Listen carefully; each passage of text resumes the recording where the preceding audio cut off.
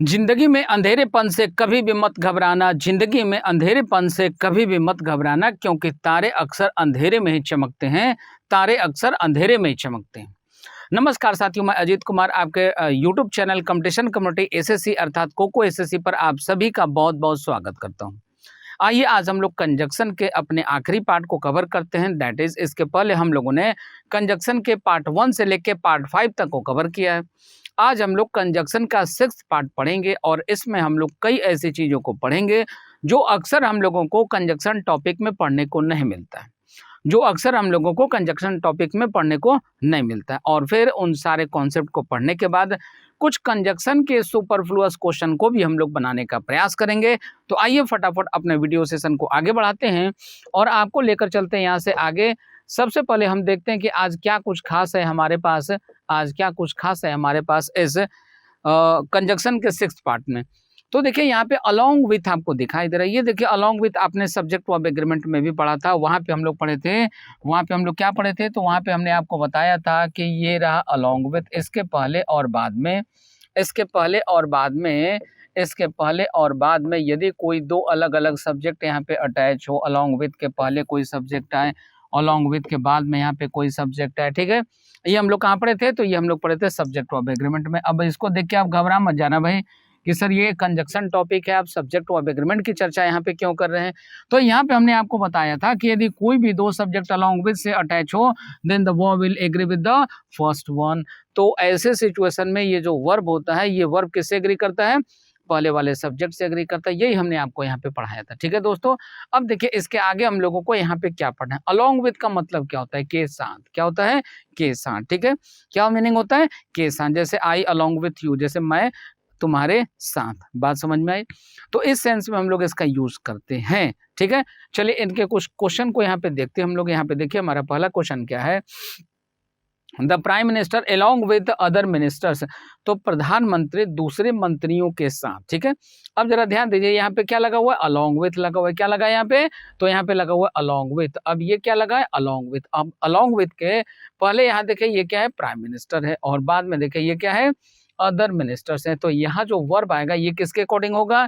ये verb agree करता है इस पहले वाले सब्जेक्ट के अकॉर्डिंग। अब यहाँ पे जो प्राइम मिनिस्टर हैं ये कैसे हैं? तो ये है सिंगुलर, तो यहाँ पे वर्ब कैसा आएगा? सिंगुलर। तो हैव के स्थान पे हम लोगों को क्या करना होगा? हैज का प्रयोग करना होगा, ठीक है। तो इस तरीके से यहाँ पे कंजक्शन का प्रयोग होता हुआ आपको दिखाई पड़ता है, ठीक है। ये सबसे आसान सा क्वेश्चन था जिसको हम लोगों ने सब्जेक्ट वर्ब एग्रीमेंट टॉपिक में भी पढ़ा था, ठीक है। बट वहां पे हम लोग पढ़े थे कि ये वर्ब किसके अकॉर्डिंग रहेगा, वर्ब के लिए हम लोग पढ़े थे, ठीक है, सब्जेक्ट वर्ब एग्रीमेंट के कॉन्सेप्ट में। लेकिन यहाँ पे हम लोग अलोंग विथ को इसको किस में पढ़ रहे हैं? इसको पढ़ रहे हैं कंजक्शन के तौर पे, ठीक है। तो फिलहाल इस क्वेश्चन में एरर कहाँ पे है? तो एरर यहाँ पे हैव लेफ्ट वाले पार्ट में। तो हमारा इस क्वेश्चन का आंसर क्या बनेगा? इस क्वेश्चन का आंसर हमारा बनेगा ऑप्शन नंबर सी। नेक्स्ट आगे बढ़ते हैं, चलते अगले क्वेश्चन में। यहाँ से देखिए आपका कंफ्यूजन थोड़ा सा फंसना शुरू होगा, कंफ्यूजन आपका थोड़ा सा यहाँ से शुरू होगा। यहाँ पे देखिए she was always been easy to get along. अब देखिए केवल गेट अलोंग नहीं, ये होता है गेट अलोंग विथ। क्या लिखेंगे? Get along with. तो ये जो अलोंग विथ है इसका यूज एक साथ किया जाता है, अलोंग विथ का यूज एक साथ किया जाता है, केवल विथ नहीं लगा सकते, केवल अलोंग नहीं लिख सकते, ठीक है। तो इसमें इस टाइप से भी एरर पूछा जाता है कि अलोंग विथ में से एक पार्ट आपको दे दिया जाएगा, दूसरा पार्ट आपका मिसिंग होगा, तो जो मिसिंग होगा उसको आपको लिखना होता है, ठीक है। तो फिलहाल इस क्वेश्चन का आंसर क्या बनेगा? इस क्वेश्चन का आंसर बनेगा हमारा ऑप्शन नंबर सी। क्या बनेगा? ऑप्शन नंबर सी बनेगा, ठीक है दोस्तों। बात समझ में आ रही होगी। नेक्स्ट आगे बढ़ते चलते अगले क्वेश्चन की तरफ। अब अगला क्वेश्चन है, यहाँ पे हमारा कॉन्सेप्ट है। क्या है भाई? काफी आसान सी बात है भाई। बिफोर का मतलब क्या होता है? तो बिफोर का मतलब होता है पहले, बिफोर मतलब पहले। आफ्टर का मतलब क्या होता है? तो आफ्टर का मतलब होता है बाद में। क्या होता है? बाद में। यही इसका मीनिंग हम सब लोग बचपन से जानते आ रहे हैं। अब देखिए इसका यूज किस किस तरीके से होता है। तो कहीं भी किसी भी घटना के पहले वाले सेंस में एक्सप्रेस करना हो तो पहले वाले के अर्थ में हम लोग बिफोर का यूज कर लेंगे, बाद वाले के सेंस में हम लोग आफ्टर का यूज कर लेंगे। इसको हम लोग प्रीपोजिशन में भी पढ़ते हैं, ठीक है। प्रीपोजिशन में भी पढ़ते हैं, ये प्रीपोजिशन भी होता है, ये कंजक्शन भी होता है। अब जरा ध्यान से देखिए यहाँ पे आपको एक और बात टाइम एंड टेंस में देखने को मिलेगी। जब हम आपको टाइम एंड टेंस पढ़ाएंगे तो वहां पर भी इसकी चर्चा डिटेल में करेंगे। यहाँ पे हम बहुत डिटेल में आपको नहीं पढ़ाएंगे इस संदर्भ में, क्योंकि ये यहाँ पे फिलहाल कंजक्शन का काम करता हुआ नजर आता है। अब फिर भी थोड़ा बहुत आपको यहाँ पे समझाने का प्रयास करें जिससे आपका काम चल जाता है। देखिए इसका कॉन्सेप्ट क्या है। आफ्टर के पहले इधर पास्ट में आए, इधर वाला जो पार्ट हो, आफ्टर के पहले एक सेंटेंस है, आफ्टर के बाद एक सेंटेंस है, और दोनों का दोनों सेंटेंस जो है ये किस में हो, पास्ट में हो, ठीक है। अब सेंटेंस का मतलब क्या होता है, सेंटेंस का मतलब ये नहीं कि subject plus verb plus object, ठीक है। सेंटेंस का मतलब कि वो कम से कम वर्ब लेगा। सेंटेंस का मतलब है कि ऐसा कोई भी ग्रुप ऑफ वर्ड, कोई भी ऐसा ग्रुप ऑफ वर्ड्स, ठीक है, जो आपको कंप्लीट मीनिंग देता है, उसको क्या कहते हैं, उसको कहते हैं सेंटेंस। तो हमने आपको पहले से बता रखा है कि कंजक्शन क्या करता है, कंजक्शन दो सेंटेंसेस को भी जोड़ता है, दो क्लॉजेस को भी जोड़ता है। तो क्लॉज होगा, ठीक है, यदि क्लॉज होगा तो वो कंप्लीट मीनिंग नहीं देगा, सेंटेंस होगा तो वो कंप्लीट मीनिंग देगा। लेकिन सेंटेंस हो या क्लॉज हो, उसमें कम से कम वर्ब का रहना आवश्यक है, कम से कम वर्ब तो रहेगा ही रहेगा, ठीक है। आइए यहाँ पे देखिए हम लोग, तो अब आफ्टर दो तरीके से पूछेगा आपके एग्जाम में, आपके क्वेश्चन में ये दो तरीके से लिखा हुआ दिखाई देगा। अब ये देखिए इस तरीके से आफ्टर आपको दिखाई पड़ता है। तो ये पहला कंडीशन था आफ्टर का, ये दूसरा कंडीशन था आफ्टर का, और इसी तरीके से बिफोर का भी आता है, बिफोर का भी दो कॉन्सेप्ट आपको इसी तरीके से देखने को मिलेगा। अब इसमें देखिए होता क्या है, आफ्टर के बाद इधर जो भी सेंटेंस लिखा जाएगा इसको हम लोग लिखते हैं पास्ट परफेक्ट में। किस में लिखते हैं, इसको लिखते हैं पास्ट परफेक्ट में। किस में लिखेंगे, इसको लिखते हैं पास्ट परफेक्ट में। पास्ट परफेक्ट बोले तो पास्ट परफेक्ट का मतलब क्या है, तो इसका मतलब है हैड प्लस वर्ब का third form, had plus verb का थर्ड फॉर्म, और यहाँ क्या आएगा, तो यहाँ आएगा वर्ब का सेकंड फॉर्म। वर्ब का सेकंड फॉर्म यानी कि ये रहा पास्ट इंडेफिनिट। ये किस में रहा, ये रहा पास्ट इंडेफिनिट में। बात समझ में आ रही है दोस्तों, पास्ट इंडेफिनिट। अब दूसरी बात कि यदि दोनों सेंटेंस आफ्टर के बाद ही आ जाए, ये दोनों सेंटेंस आप यहाँ पे देख पा रहे हैं, कहाँ पे है, ये दोनों आफ्टर के बाद ही लिखा हुआ है। तो यदि ऐसा मिले तो यहाँ पे हम लोग क्या करेंगे, ऐसा मिले तो फिर हमें वही काम करना है। इसके बाद जो पहला सेंटेंस आएगा वो रहेगा पास्ट परफेक्ट में। किस में रहेगा, तो ये रहेगा पास्ट परफेक्ट में रहेगा। किस में रहेगा, तो ये रहेगा पास्ट परफेक्ट में। और जो बाद में आएगा ये कहाँ रहेगा, ये रहेगा पास्ट इंडेफिनिट में। कहाँ रहेगा, ये रहेगा पास्ट इंडेफिनिट में। कहाँ रहेगा, तो ये रहेगा पास्ट इंडेफिनिट में रहेगा, ठीक है दोस्तों। अब बात समझ में आ गई, तो यहाँ से आपका काम चल जाएगा। इसी को हम लोग और डिटेल में पढ़ेंगे टेंस में, ठीक है। तो यहाँ पे कुल मिला के जो चीज़ें होती है, जो घटनाएं घटती है, वो हमने आपको यहाँ पे समझाने का प्रयास किया है, लेकिन इसको और विस्तार से हम लोग पढ़ेंगे कहाँ पे, तो टेंस में पढ़ेंगे, ठीक है। चलिए आगे बढ़ते हैं। तो ये तो हो गया आफ्टर का काम। इसी प्रकार से बिफोर का काम होता है। बिफोर का मतलब क्या होता है, पहले। क्या होता है, बिफोर का मतलब होता है पहले, ठीक है। अब इसको आप पकड़ेंगे कैसे, जरा ध्यान दीजिए। कई बार देखिएगा कि आफ्टर आपको सेंटेंस में दिखाई नहीं पड़ेगा, ना आफ्टर दिखाई पड़ेगा, ना बिफोर दिखाई पड़ेगा, ठीक है। ना आफ्टर दिखाई देगा, ना बिफोर दिखाई देगा। वहां पे आप ध्यान दीजिएगा, आप कैसे पकड़ेंगे एरर को। तो यहाँ पे ये दो सेंटेंस आपको लिखा हुआ रहेगा, ठीक है। दो सेंटेंस लिखा हुआ रहेगा, तो ये जो आफ्टर बिफोर आता है या तो यहाँ पे आता है, या आफ्टर बिफोर इस तरीके से यहाँ पे आता है, ठीक है। बात को समझिएगा, या तो दो सेंटेंस के बीच में आएगा, या तो दोनों सेंटेंस के पहले आएगा। मतलब आफ्टर बिफोर के बाद ही ये दोनों सेंटेंस आएंगे। यही दो कंडीशन हो सकता है, तीसरा कोई भी पॉसिबिलिटी नहीं है। अब जरा ध्यान दीजिए, इनकेस मान लीजिए आप में से कोई बच्चा यदि आफ्टर बिफोर के रूल को भूल जाता है, आप में से कोई बच्चा यदि आफ्टर बिफोर के रूल को भूल जाता है, तो वो बच्चा क्या करेगा भाई, वो बच्चा क्या करेगा, आइए देखते हैं। यहाँ पे देखिए दो सेंटेंस होगा या दो क्लॉज होगा, यानी एक वर्ब कम से कम यहाँ होगा और एक वर्ब कम से कम यहाँ होगा, ठीक है। एक वर्ब यहाँ होगा, एक वर्ब यहाँ होगा, ठीक है। बात समझ में आ रही है। अब जरा ध्यान दीजिए, जो वर्ब है, वर्ब क्या करता है, तो वर्ब ये बताता है कि वहां पे कोई काम हो रहा है, कोई घटना घट रही है, यही बताता है वर्ब आपका। अब आपको सिर्फ और सिर्फ ये चेक करना होता है कि यदि दो काम हुआ है और दोनों पास्ट में हुआ है, दोनों किस में हुआ है, पास्ट में हुआ है, तो दोनों में से कौन सा काम पहले हो चुका था। यदि दो पास्ट का वर्क हुआ है, तो दोनों में से जो पहले हो चुका था उसको बताने के लिए हम लोग यूज करते हैं पास्ट परफेक्ट, और दोनों में से जो बाद में हुआ था उसको बताने के लिए हम लोग यूज करते हैं पास्ट इंडिफरेंट। क्या यूज करते हैं, पास्ट इंडिफरेंट का प्रयोग करते हैं। बात समझ में आ गई। चलिए अब यही काम यहाँ पे हम लोग करते हैं, और वही चीज यहाँ भी आपको स्ट्रक्चर में भी देखने को मिलता है। आइए इन सभी चीजों को हम लोग एग्जाम्पल के माध्यम से देखिए, क्वेश्चन के माध्यम से हम लोग क्वेश्चन सॉल्व करते हुए, समझते हुए आगे बढ़े। यहाँ देखिए, the train started after I had, ये देखिए ये आफ्टर आपको दिखाई दिया, यहाँ पे क्या दिखाई दिया, तो यहाँ पे ये आपको आफ्टर दिखाई दिया। आफ्टर के बाद देखिए ये क्या लगा हुआ, हैड, हैड प्लस वर्ब का थर्ड फॉर्म, ठीक है। तो ये देखिए आफ्टर के बाद हैड प्लस वर्ब का थर्ड फॉर्म आ गया, हैड प्लस वर्ब का थर्ड फॉर्म यानी कि पास्ट परफेक्ट आ गया। इसके पहले देखिए स्टार्टेड, स्टार्टेड यानी कि क्या है, ये है वर्ब का सेकंड फॉर्म, वर्ब का सेकंड फॉर्म यानी कि ये क्या है, ये हो गया पास्ट इंडिफरेंट, ठीक है। तो टेंस वाइज तो ये सही है। अब जरा सेंटेंस का सेंस हम लोग चेक कर ले। The train started after I had reached the station. जरा ध्यान दीजिए जब मैं स्टेशन पहुंच गया, मतलब स्टेशन पहुंचने का काम पहले हुआ, ठीक है, उसके बाद ट्रेन खुली है, उसके बाद ट्रेन खुली है, ठीक है। जरा ध्यान दीजिए, the train started after I had reached the station, ठीक है। जबकि होता क्या है कि the train started before I reached the station, ऐसा होता, ठीक है। बात समझ में आ रही है।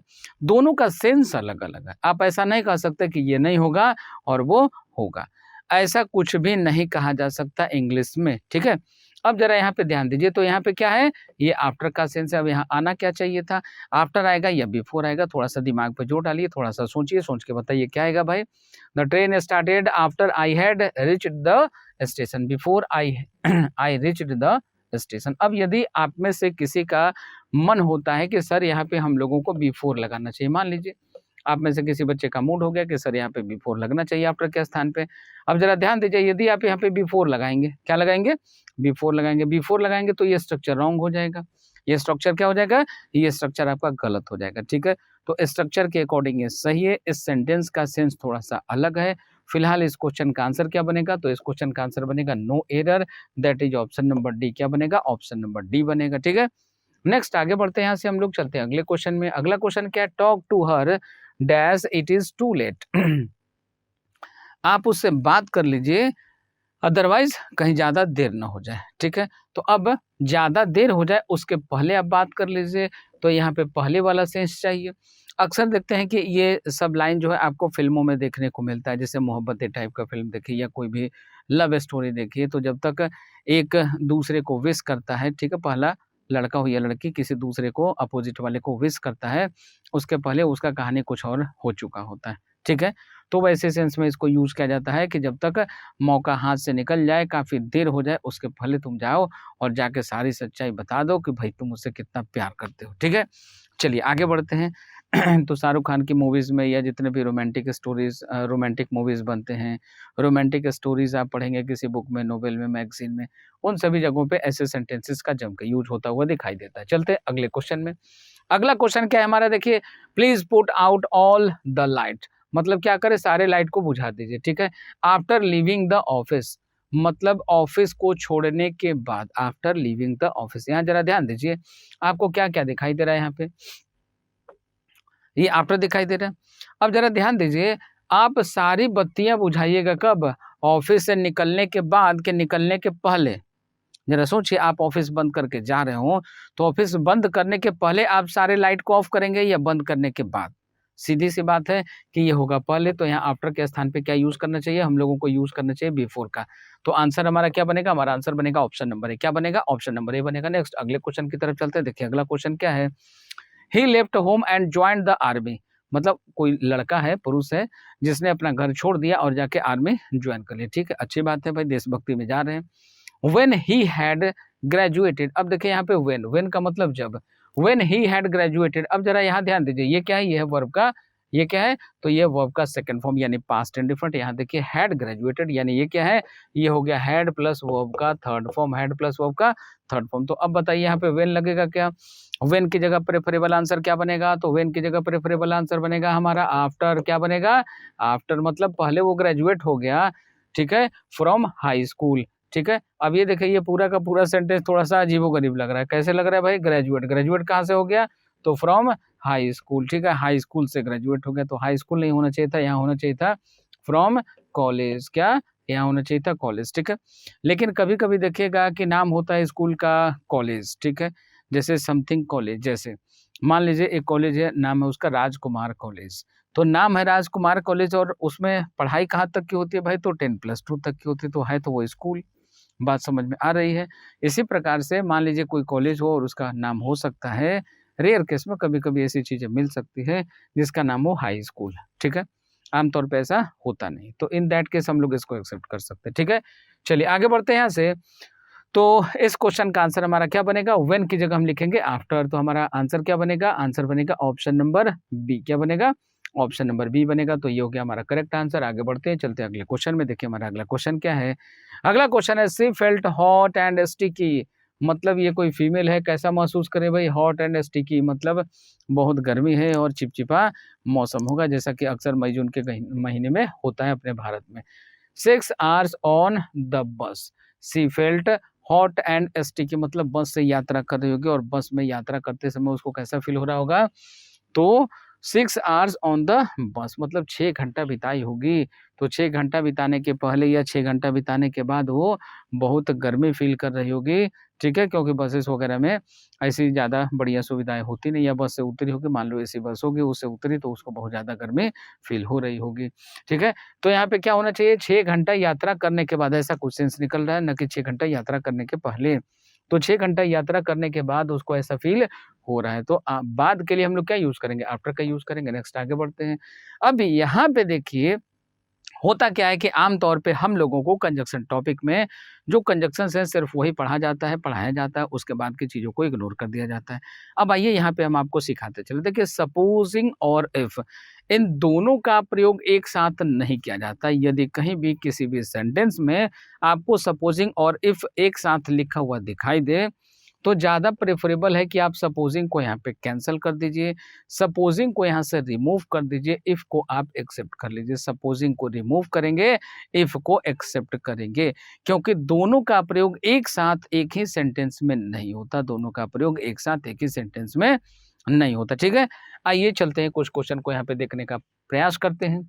यहाँ पे देखिए, Mrs Dave will not go to the party without being called. जरा ध्यान दीजिए, वो पार्टी में नहीं जाएंगी जब तक उनको बुलाया नहीं जाए।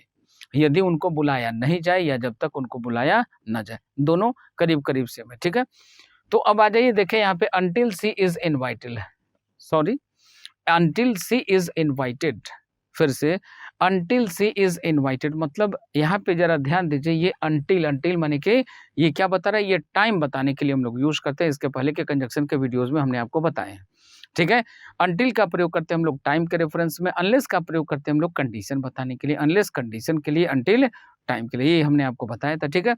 अब जरा आ जाइए, तो यहाँ पे क्या टाइम बताया जा रहा है, टाइम का कोई सेंस है नहीं है, कंडीशन बता रहा है, जब तक नहीं इनवाइट कीजिएगा तब तक हम आपके घर नहीं जाएंगे। भाई कंडीशन बताना है तो ये until का यूज नहीं होगा, ठीक है?